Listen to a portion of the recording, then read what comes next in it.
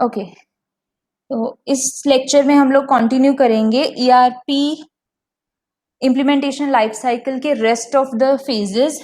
पहले एक quick review हो जाए कि हम लोगों ने अभी तक क्या कर लिया है। We are done with the pre evaluation screening, which means कि आपको अलग अलग ईआरपी वेंडर से बात करनी है, उनके प्रॉफिट्स, प्रोज एंड कॉन्स जानने हैं, and you have to find a perfect one for your organisation, जिसके साथ भी आपके ज्यादा से ज्यादा फीचर्स मैच हो रहे हैं और जो आपके गोल्स और ऑब्जेक्टिव्स को ज्यादा से ज्यादा मैच कर रहा है, that will be the one. Next is your package evaluation. अब जब आपने एक पैकेज डिसाइड कर लिया, एक वेंडर डिसाइड कर लिया है, for an example that could be Microsoft, that could be SAP, that could be Amazon ERP systems, और that could be any of the ERP vendors that are available. जब आपने वो चीज डिसाइड कर लिया, उसके बाद हमें उस पैकेज को इवेल्युएट करना होता है। उसका टाइम कितना होगा, उसका बजट कितना है, कौन कौन से कस्टमाइजेशन चाहिए हमें, और ऐसी कुछ चीजें डिटेल्ड में एट द मैनेजमेंट लेवल वो सारी डिस्कस हो जाएंगी। Then we are concerned with the project planning. Project planning is totally the part of that organization which is implementing your ERP system. तो अगर मैं बात करूं कि आपने माइक्रोसॉफ्ट के साथ आप अपना टाई अप किया है, वो आपका वेंडर है, तो ये उनका प्लानिंग है कि वहां से कौन कौन से ह्यूमन रिसोर्सेज इन्वॉल्व होंगे, उनके शेड्यूल्स क्या होंगे, उनकी मंथली रिव्यू मीटिंग्स कब होंगी। सो this is totally concern with them. Plus उन लोगों ने कब आकर आपकी ऑर्गेनाइजेशन को रिपोर्ट करना है, आपकी ऑर्गेनाइजेशन के उस कंसर्न पर्सन को जो कि उनके साथ डायरेक्ट लिंक में है। देन हमारा एक इम्पॉर्टेंट इम्प्लीमेंटेशन का पार्ट आता है। This is all of these three steps come under pre implementation. तो उसके बाद प्री इम्प्लीमेंटेशन पार्ट हमारे पास आएगा, जहां पे हमारा एक साइकिल चलेगा। That cycle will run in the form gap analysis firstly, then your reengineering, that जो भी आपने गैप फाइंड किया है, अब आपको अपने बिजनेस को इस तरह से चेंज करना है, री इंजीनियर करना है, ताकि वो गैप जो है वो कवर हो सके। Next is the configuration part. Configuration को हम अगर सॉफ्टवेयर डेवलपमेंट की बात करें, so we can relate it with our coding part. Okay, जहां पर आपका सारा वो चीज रियल टाइम में क्या है, एग्जीक्यूट होना स्टार्ट हो जाता है। That coding part is there. Then implementation and team training. फिर उसके बाद आपने मॉड्यूल्स में उस चीज को कोड कर लिया है, then you want to club it and want to perform some team training. अब टीम ट्रेनिंग क्या है वो हम इस फेज को जब इलेबोरेट करेंगे तब देखेंगे। Next is the testing part. Testing is clear that you want to test the whole system, that how does it work, और जहाँ फिर जो भी आपने अभी चेंजेस गैप एनालिसिस के बाद की है, आपको उसे चेक करना है कि क्या वो चेंज के बाद जो भी मेरे पास आउटपुट आ रहा है, उसे अलग अलग टेस्ट केसेस देके हमने चेक किया कि क्या वो सही है या नहीं। Then your end user training. उसके बाद जब आपकी ये सारी इम्प्लीमेंटेशन के साइकिल्स कवर हो जाएं और एंड में आपको कोई गैप ना मिले, गैप का मतलब है कोई भी ऐसा आपका मॉड्यूल लेफ्ट नहीं है जो मिसिंग है, उसके बाद आप लाइव जा सकते हो। गोइंग लाइव का मतलब है कि आप लोग रियल लाइफ में एक्चुअली उस इंस्टीट्यूशन के, उस ऑर्गेनाइजेशन के अलग अलग डिपार्टमेंट्स में उस चीज को इम्प्लीमेंट कर सकते हो। और then comes your post implementation phase, which is generally your maintenance phase, कि कोई अपडेशन है, कोई बग्स हैं, कोई एरर्स हैं, उन चीजों को कैसे इम्प्रूव करना है हमें। So we will resume with our configuration part. So जैसे हम लोगों ने बताया कि configuration is simply concerned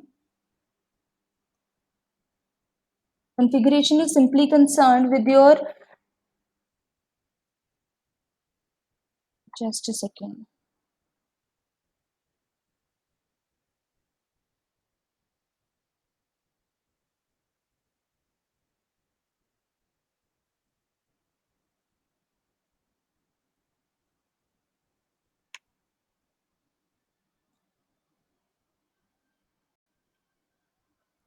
Okay, so configuration is just concerned with your coding part, कि आपको उस चीज को अब इम्प्लीमेंट कैसे करना है। So this is the main functional area as we can से।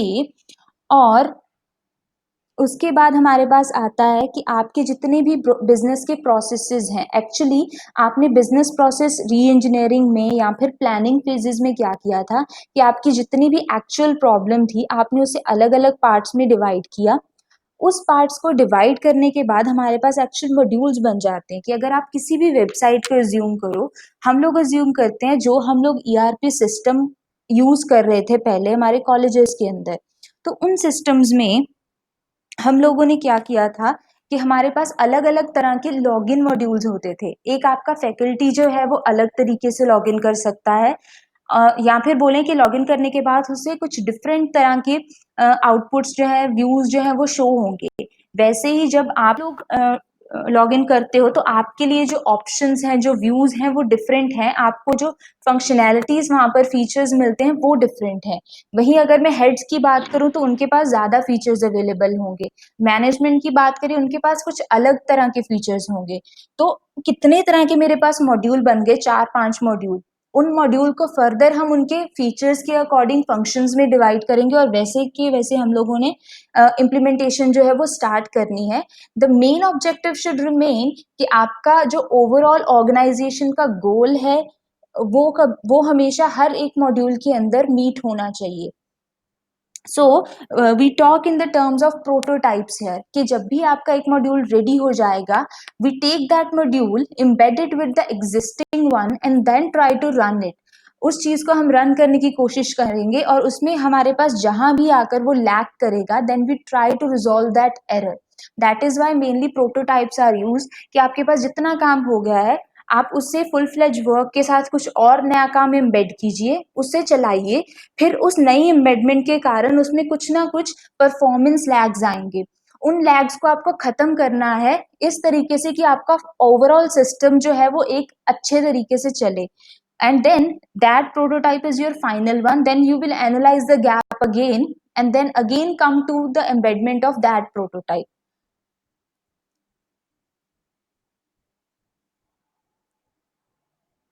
Okay, so this configuration part actually tell you the strength and weakness of your ERP system. In what ways कि आप अब आपका डिपेंड कर रहा है कि आप लोगों ने अपने मॉड्यूल्स को किस तरीके से डिवाइड किया है, किस टाइप की कॉम्प्लेक्सिटी वहां पर रखी है, और आप लोगों को कितना आपका सिस्टम जो है वो लॉजिस्टिक है ताकि वो कैसे भी आने वाले बग्स को रिकवर कर सके, या फिर कुछ एरर्स जो आ रहे हैं या कुछ एक्सेप्शंस जो हैं पर्टिकुलरली उनको हैंडल कर सके। तो इस तरह की चीजें आप हमें सिस्टम में मेनली देखनी चाहिए। ज्यादातर प्रोग्रामर्स क्या करते हैं या डेवलपर्स क्या करते हैं, एक सिंपल केस सिनारियो को रखकर सारा का सारा प्रोजेक्ट बना लिया जाता है, लेकिन what about the exceptions, what about the stress that that system is going to handle. तो उन चीजों जब हम लाइव जाते हैं तब हमें पता चलता है that yes our system is actually lagging in this things. तो उन पे काम जो है पहले होना चाहिए। Only these things can decide that whether your system is a good system, a scalable system or not। और फिर हम लोगों ने उन्हीं फंक्शंस को एक तरीके से समराइज किया दैट इन कॉन्फ़िगरेशन हमें जो मेन फंक्शनल एरिया है, the main goal of organisation, that should be considered. We should try to find a solution to match with the goal। Then we must have prototypes that can allow us to go through testing and analyzing that thing। फिर हमारे पास जितनी भी logistic problems आए, जितने भी exceptional cases आए, उन सभी को सॉल्व करने का हमें बार बार ट्राई करना चाहिए ताकि हम लोग एक फुल फ्लेज्ड कंप्लीट प्रोग्राम बना सके, कंप्लीट मॉड्यूल या प्रोटोटाइप बना सकें। Then configuring reveals the strengths and weaknesses, and it is important for the success of ERP implementation। So are we done with configuration part? किसी को कोई doubt हो configuration में?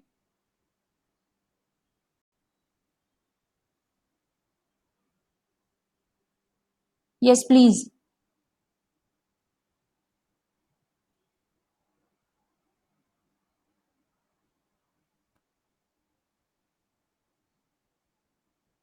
ओके, तो उसके बाद हमारा आता है implementation and team training part. इस चीज़ का मतलब है कि अगर आपका प्रोजेक्ट जो है वो आपने कोड अच्छे से कर लिया, कोड करने के बाद अब आपने उस चीज़ को क्या करना होगा कि एक प्रोटोटाइप रेडी है। Now you give that team a training. Team training का मतलब है यहाँ पर कि कभी भी एक ईआरपी सिस्टम है, आप लोग, अगर मैं फिर से कॉलेज की एग्जाम्पल में आ जाऊं, हम लोगों ने ईआरपी सिस्टम जो है वो किसी थर्ड पार्टी से सपोज बाय किया। बाय करने के बाद क्या हमेशा ये चीज़ होगी कि आज मैंने जैसे आप लोग हो स्टूडेंट्स, आप लोगों ने अटेंडेंस चेक करने की कोशिश की, अटेंडेंस में कुछ एरर है, कुछ सही नहीं आ रहा, तो आप लोगों ने किसी को बताया और वो डायरेक्टली उस कंपनी को कॉल करेगा कि जी आपके इस सॉफ्टवेयर में तो ये प्रॉब्लम आ गया। No, they will always have a person, a concerned person who've been given training onto the implementation which is present there in that organization. कि हमारे कॉलेज के अंदर एक ऐसा पर्सन होगा जो कि आपका वो ईआरपी इंचार्ज होगा, जिसे पता होगा कि अगर मेरे पास ऐसे कुछ सिंपल से एरर्स आ जाएं या कुछ ऐसी सिंपल सी रिक्वायरमेंट्स आ जाए, उन्हें मुझे कैसे चेंज, मॉडिफाई या फिर इम्बेड करना है। तो वो टीम ट्रेनिंग जो है वो वहाँ पे उन कुछ लोगों को दी जाती है जो लोग कि एक्चुअली उस ईआरपी का इंचार्ज बनने वाले हैं। तो हमारे पास एंड यूजर्स अलग हैं, वो एंड यूजर्स आप स्टूडेंट्स हो सकते हो और हमारे कुछ फैकल्टी मेंबर्स या जितना भी स्टाफ इन्वॉल्व है हमारे कॉलेज के अंदर वो हो सकता है। लेकिन उसी स्टाफ में से अगर मैं कुछ ऐसे लोगों को उठा लूं जो जो कि इन चीज़ों पे भी ट्रेनिंग ले सके कि एक्चुअली वो ईआरपी इम्प्लीमेंट कैसे हुआ, ताकि जब भी हम लोगों को कोई प्रॉब्लम आए ईआरपी को यूज़ करने में, तब हम उन कंसर्न पर्सन के पास जा सकते हैं ताकि वो हमारे इश्यूज़ को रिज़ॉल्व कर सकें। तो ऐसी जो प्रॉब्लम्स हैं हमारी, उनके लिए हमारे पास एक इन हाउस टीम होती है and that team training is required. So, your team that is present in that organization is being trained for implementation of system and then to run the system. Then those vendors and consultants leave after the implementation is over. जब जो भी आपके वो vendors थे, consultants थे, trainers थे, वो एक बार आएंगे, आपको ट्रेनिंग देंगे and then they will leave. Now you have to make a good in-house training जो कि आपको अलग-अलग solutions और अलग-अलग issues को आपके resolve कर सके. Okay, so there should be some qualities of selecting those employees which are there for our implementation team.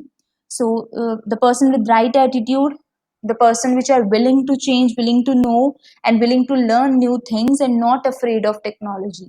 So these are some attributes of those person based on which we can select them. Then comes our testing part. Now this is the phase when we are going to apply different types of tests. अब आप लोगों ने ये चीज़ software engineering में किया होगा. If I want answers in the chat box कि हमारे पास कितने कितने टाइप्स की ट्रेनिंग होती है. There is numerous types of testings available. Test cases हैं, बहुत अलग अलग तरह की टेस्टिंग्स अवेलेबल हैं. तो आप लोगों ने सॉफ्टवेयर इंजीनियरिंग में अगर पढ़ा है, अगर ये कवर हो गया है, then I want the answers in the chat box.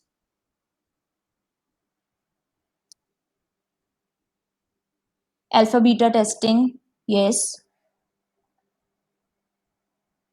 एक बहुत बेसिक टेस्टिंग होती है जो आपके इम्प्लीमेंटेशन के साथ, आपकी कोडिंग के साथ साथ चलती रहती है.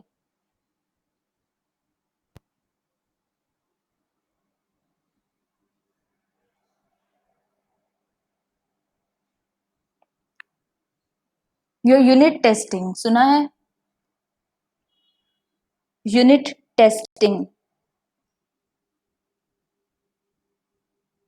और इंटीग्रेशन टेस्टिंग, इन दोनों में से कोई भी सुना हो आप लोगों ने? Yes Manoj.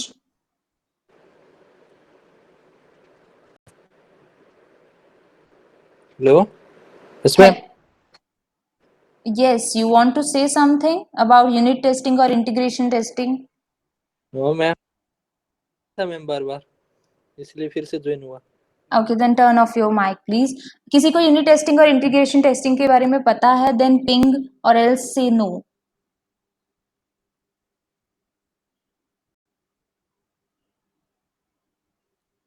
Unit testing is generally concerned कि आपके पास आप लोगों ने क्या किया, हम फीचर्स के टर्म्स में बात कर रहे हैं. आप लोगों ने ईआरपी चलाई थी अपनी. ईआरपी में आपको एक जनरल इंफॉर्मेशन का सपोज कोई कॉलम है, मेन्यू है आपके पास. उसके बाद चेक अटेंडेंस का कोई मेन्यू है. उसके बाद आपके पास सपोज और आपके पास वहाँ पे कौन सी चीजें होती हैं, असाइनमेंट, चेक असाइनमेंट्स का एक मेन्यू है. तो मेरे पास सपोज 3 फीचर्स हैं आपके.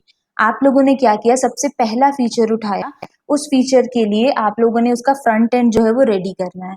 जब आपने वो रेडी करना है तो वहां पे ऑब्वियसली एक फॉर्म खुलेगा, उस फॉर्म में लिखा होगा आपकी पर्सनल डिटेल्स, ठीक है, वो ऑटोफिल होनी चाहिए। तो वो चीज डायरेक्टली डेटाबेस से कनेक्ट करेगी और आपको एज एन इनपुट क्या है, आपके फील्ड्स में आपका नाम, रोल नंबर, ब्रांच और ये सारी इंफॉर्मेशन देगी।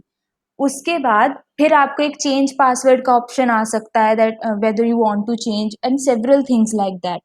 अगर मेरे पास ऐसा एक मॉड्यूल है, एक ऐसा फीचर है, पहले एक कंपनी ने एक प्रोग्रामर ने वो चीज बना ली, उसके बाद उस चीज को सिर्फ उसी चीज को टेस्ट किया, सपोज इंडिविजुअली, जैसे आप लोग अगर अपने प्रोग्राम की बात करें और छोटे लेवल पे जाते हैं हम लोग, कि आपको एक्चुअली पहले एक कैलकुलेटर बनाना था, ठीक है, कैलकुलेटर में, लेकिन आपने पहले सिर्फ वो फंक्शन बनाया जो कि आपका ऐड फंक्शन है। तो एक चीज ये होती है कि आप लोगों ने सिर्फ पहले उस ऐड फंक्शन को चला के देखा, उससे टेस्ट किया कि क्या वो ऐड चल रहा है। अगर वो ऐड चलेगा फिर ही मैं उसे अपने मेन फंक्शन में डालकर उन उन सारी चीजों को साइमल्टेनियसली कॉल करूंगी। इससे क्या होता है कि अगर आपके सिर्फ ऐड फंक्शन में बग्स हैं तो वो तभी के तभी डिटेक्ट हो जाएंगे, रादर कि आप सारे फंक्शंस डिफाइन करो, सभी को एक साथ कॉल करो और उसके बाद जब आप रन करोगे तो एरर आ जाएगा, फिर लाइंस ढूंढते रहना कि किस में एरर था। वही चीज ईआरपी में है। यहाँ पे आपने सिर्फ वो इन्फॉर्मेशन वाला पेज बनाना था, तो आपने सिर्फ उसी को बनाकर चेक किया कि क्या इसमें मेरे को रिक्वायर्ड आउटपुट आ रही है, अवेलेबल है या नहीं। अगर नहीं अवेलेबल तो हम लोग सिर्फ उसी पेज पे काम करेंगे ताकि हमें आउटपुट आ सके। And then comes your integration testing. Suppose मैंने सबसे पहले रजिस्ट्रेशन वाला, सॉरी, जनरल इंफॉर्मेशन वाला पेज बनाना था, I am done with that, इसने यूनिट टेस्ट को पास किया है, उस मॉड्यूल को मैंने साइड में रखा। उसके बाद मैंने चेक अटेंडेंस वाला पेज बनाया और उस पेज को मैंने उसका यूनिट टेस्ट किया। Now that is also working very fine. फिर मैंने क्या किया, उन दोनों को एक सेम जगह पे इम्बेड किया और साइमल्टेनियसली रन करने की कोशिश की। ऐसे केस में सबसे कॉमन एरर क्या आता है कि अगर आपने दोनों चीजों को एक ही आपने क्या किया, दो फंक्शंस को एक ही प्रोग्राम के अंदर ले आए और उस प्रोग्राम में अगर आपके दोनों फंक्शंस जो हैं उनमें सेम टाइप के वेरिएबल्स यूज हो रहे हैं, या फिर कुछ ऐसे वेरिएबल्स हैं जो आपके ग्लोबल थे लेकिन आपने लोकल लेवल पे भी यूज कर लिए, तो वेरिएबल्स आपस में कन्फ्लिक्ट हो सकते हैं और आपका आउटपुट जो है वो डिफर कर जाएगा। तो मेरे यूनिट मॉड्यूल में दोनों मॉड्यूल्स बहुत अच्छे से काम कर रहे थे, लेकिन जैसे ही मैंने इंटीग्रेट किया it is giving me error. तो इस तरह की टेस्टिंग जो है वो बहुत ज्यादा जरूरी होती है, जब आपका एक मॉड्यूल में चेंजेस दूसरे के अंदर रिफ्लेक्ट हो जाए, that is integration training testing. So हम लोग बोलते हैं कि हमारे पास जितनी भी टेस्टिंग है, whether it is load testing, stress testing, your alpha beta testing, ये टोटली यूजर लेवल पे है। लेकिन जिन टेस्टिंग की हम लोग बात करें, ये इम्प्लीमेंटेशन के टाइम जो डेवलपर्स हैं वही चेक कर रहे हैं टेस्ट करके। फिर उन्होंने कुछ, हमारे पास ऐसे टेस्टर्स भी अवेलेबल होते हैं इस कंपनीज के जो कि टेस्ट केस बनाएंगे। जैसे सबसे कॉमन चीज होती है कि कहीं पर डिवाइड बाय जीरो तो नहीं हो रहा, कहीं पर एरे जो है आउट ऑफ बाउंड तो नहीं जा रहा। कुछ एक्सेप्शंस के लिए टेस्ट केस बनाएंगे कि अगर मेरे पास ऐसा सिनारियो आता है तो ये तो नहीं होना चाहिए कि मेरा जो वेबसाइट है वहां पर लिखा आ जाए कि error this this this this come, because जो लोग हैं जो उसे यूज करने वाले हैं उन्हें उस एरर का कुछ नहीं समझ में आता। Rather whenever we detect something like that, तो एक प्रिंट मैसेज वहां पर डिस्प्ले हो जाए कि something went wrong, enter right choices. ये इस चीज से उसे ज्यादा समझ में आएगा कि हाँ मैंने गलती कहाँ पर की है and what I have to do.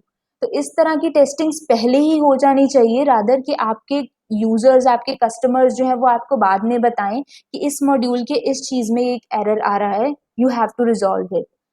तो ये सारे टेस्ट जो हैं, जितने भी सिस्टम के अंदर वीक लिंक्स होंगे, बग्स होंगे, वो सारे हमें लाइव जाने से पहले सॉल्व करने होंगे। तो इसी तरीके से ये हमारे इम्प्लीमेंटेशन साइकिल का लास्ट फेज है। जैसे ही सारी की सारी टेस्ट पास हो गए, सारी टेस्टिंग क्लियर हो गई, हम फिर से देखेंगे हमारे प्रोटोटाइप को कि क्या इसमें अभी भी कोई गैप है, कोई ऐसा ऑब्जेक्टिव है कंपनी का या मॉड्यूल का जो हम लोग कवर नहीं कर रहे। फिर से हमने वो फाइंड किया, फिर से हम लोग गैप एनालिसिस पे गए, हम लोगों ने री इंजीनियर किया, देन हम लोगों ने कॉन्फ़िगर किया, हम लोगों ने इम्प्लीमेंट किया, टेस्ट किया, यूजर लेवल ट्रेनिंग दी, और सब करने के बाद जब आपका टोटल इम्प्लीमेंटेशन हो गया, then we came to the live stage. अब हमें क्या करना है, हम लोगों ने उन लोगों को ट्रेनिंग दे दी है जो कि कंपनी में ईआरपी इंचार्जेस बनेंगे, लेकिन उनको ट्रेनिंग देनी अभी बाकी है जो लोग इसे यूज करने वाले हैं। अब आपको अगर यही नहीं पता कि इस इंटरफेस में किस ऑप्शन के अंदर जाकर मेरा चेंज पासवर्ड का ऑप्शन आएगा, तो आप लोग कभी भी पासवर्ड चेंज ही नहीं कर पाओगे। तो वहीं पर हमारे पास हमें दिए जाते हैं कुछ manuals to use any system, या फिर कुछ ट्रेनिंग्स कि आपका एक हम लोग एक प्रोग्राम करवा दें फॉर 1 वीक, जहाँ पे आपको हर एक सिस्टम के अंदर के, हर एक मेन्यू के अंदर के सब ऑप्शंस के बारे में बताया जाएगा। ओके, सो गोइंग लाइव में हमारी वही सिस्टम्स आते हैं जहाँ पर आपका वो प्रोटोटाइप जो है, एक चीज उसे इम्प्लीमेंट किया जाता है, ठीक है, टोटली इम्प्लीमेंट कर दिया हर एक department wise, and then it will provide the end user training. जितने भी यूजर्स उसे यूज करने वाले हैं उन्हें हम अलग अलग ग्रुप्स में डिवाइड करेंगे। जो स्टूडेंट्स हैं उन्हें सिर्फ स्टूडेंट्स को शो होने वाले फीचर्स के बारे में बताएंगे, जो टीचर्स हैं उन्हें सिर्फ उनके फीचर्स के बारे में बताया जाएगा, जो एचओडीज हैं उनको कुछ टीचर से अलग कुछ अलग जो एडवांस्ड फीचर्स हैं जो सिर्फ उनको शो होंगे उनके बारे में बताएंगे। ऐसी जैसे आपकी कंपनी की हायरार्की फॉलो हो रही है, तो उसी तरीके से आपके ऑर्गेनाइजेशन में अलग अलग ग्रुप्स को अलग अलग तरह की ट्रेनिंग्स दी जाएगी। Okay, so every employee is provided with the training of job profile. जो भी उसकी प्रोफाइल है उसके कंपेटेबल वो जिस भी ग्रुप में आता है वैसी ट्रेनिंग उसे मिलती है। And the training section should address about the new technologies and how people will successfully make successful in making the change over, कि कितनी जल्दी लोग उसे अडेप्ट कर सकते हैं उस नई टेक्नोलॉजीज को, उस नए इंटरफेस को, ये उस पर डिपेंड करता है। And your success of your ERP system is depending completely on to this thing, कि अगर आप जिन लोगों ने उस सिस्टम को यूज करना है उन्हें यूज ही नहीं करना आ रहा, उन्हें ट्रेनिंग ही नहीं मिली, तो आपका वो ERP हमें फेल हो जाएगा, वो कभी सक्सेसफुल नहीं होगा, क्योंकि लोगों का उस चीज में इंटरेस्ट नहीं है। इंटरेस्ट क्यों नहीं है? क्योंकि उन्हें चलाना नहीं आता। चलाना क्यों नहीं आया? क्योंकि उन लोगों को ट्रेनिंग नहीं मिली। तो end user training is very much required to make any ERP system successful, क्योंकि बेसिकली हम लोग सिर्फ हमारे व्यू से नहीं देखेंगे, हम वी आर कंप्यूटर इंजीनियर्स, लेकिन बहुत सारी ऑर्गेनाइजेशंस ऐसी हैं जिनका कंप्यूटर्स के साथ कोई लिंक ही नहीं था। तो जब उन उन लोगों को हम लोगों ने ऑटोमेट किया तो हो सकता है उन्हें दिक्कत आए कि इस चीज को यूज कैसे करना है। So in those cases and user trainings are must. So it will decide the success or failure of a system. Any lack of training could result in bad things. Change job descriptions. There may be the person who can change job descriptions, and they should be provided training likewise. Groups all formed and training provided, they should be divided into certain groups and their features only being explained to them. That should be as per the new technologies, and it is important to provide training to them, and equally difficult, because we cannot make a decision onto this thing that that particular person is learning something from that or not. Then we have our post implementation phase, which is the maintenance mode. Okay, are we clear till this point? We are left with the last point of life cycle. यहाँ तक clear है सभी को?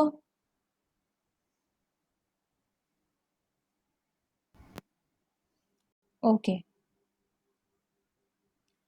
So post implementation में क्या चीज़ें आएंगी कि आपका सिस्टम जो है, सपोज आपने स्केल कर लिया पहले, क्योंकि अब हमारे क्या है, हमारे जो ERP इंचार्जेस हैं उनको ट्रेनिंग थी, उन लोगों ने नए नए यूजर्स को ऐड किया, उनके साथ एकदम से उस सिस्टम को चलाना शुरू कर लिया। लेकिन कुछ टाइम के बाद हम लोगों ने देखा कि it is failing the stress test. जो स्ट्रेस टेस्ट है जिसमें एक्चुअली जब भी हम लोग सिस्टम का स्केल इंक्रीज करते हैं, नंबर ऑफ यूजर्स इंक्रीज किए, और ये भी हो सकता है कि एक ही टाइम पर हम लोगों ने कुछ ऐसा इवेंट ऑर्गेनाइज किया जिसके कारण उन सारे यूजर्स ने एक ही तरह की रिक्वेस्ट जो है जनरेट कर दी। सपोज हम लोग एक क्विज ले रहे हैं, क्विज उसी ईआरपी पे हो रहा है, तो मैंने आपकी क्लास के सारे 120 और मोर पीपल जितने भी हैं सभी को बोला कि ये 10 मिनट के लिए चलेगा, you have to apply.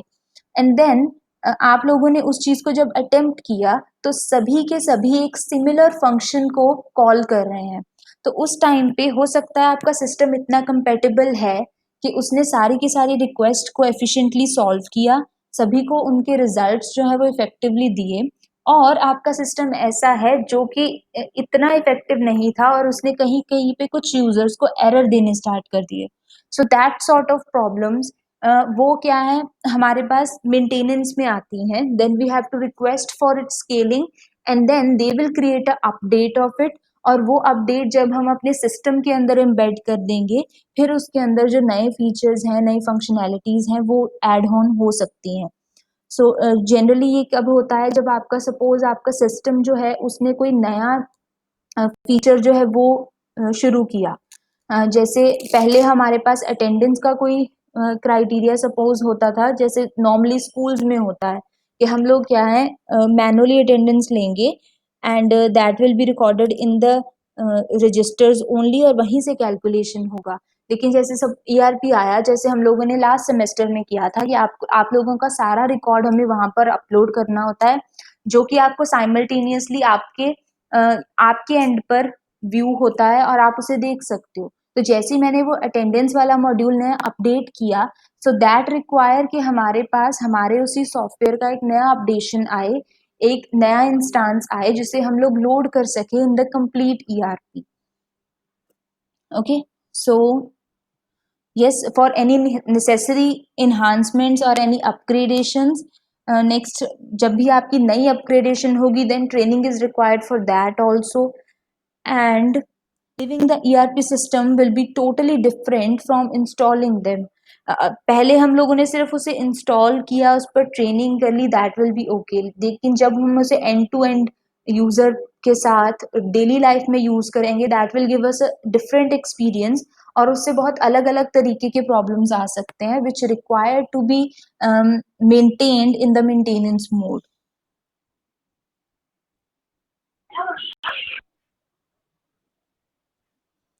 Okay, so this is a summarization of the post implementation phase. And then we say that what are those cases when your ERP implementation actually fails? There should be the lack of top management commitment and support. ये हो सकता है कि कुछ top management के and पर कोई ना कोई चीज़ें जो है वो लैक कर रही हैं, financially, in the time constraints और in terms of functionality that may be. हो सकता है आप लोगों ने जब प्लानिंग और बजटिंग डिसाइड करनी थी वहाँ पर आप लोगों ने वो उस बजट को अच्छे से डिसाइड नहीं किया। Suppose you have decided some lesser budget then it is expected to be, so in that case ERP may fail. अगर आप लोगों ने ईआरपी टूल या ईआरपी वेंडर ही रॉन्ग चूज किया है, in that case it may fail. अगर training जो है आपके एंड यूजर्स को ट्रेनिंग अच्छे से नहीं मिली, they will deny to use the system and in that case also that will fail. Then comes the working culture of the organization. If the person that are involved are not comfortable, are not actually comfortable in using that particular software, so they want to follow the traditional working culture only, in that case also your ERP may fail. Okay, so we are done with this ERP implementation lifecycle phase. So do you have any questions?